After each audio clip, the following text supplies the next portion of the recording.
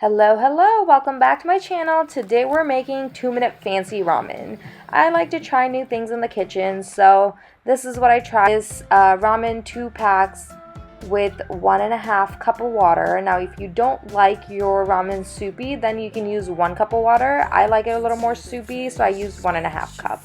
I added my 1 tomato in there and a handful of cheese, so whatever you can handle.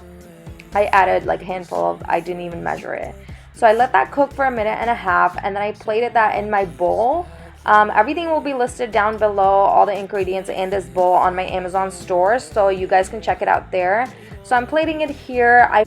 I fried an egg to top it off with some sambal oleg and green onions. So my egg that I fried here is a little runny. I personally don't like runny yolks, but this was for my husband. He loves it, and it makes it look a little more fancy when you kind of cut it in half, and that's what Japanese restaurants do when they make ramen in the restaurants.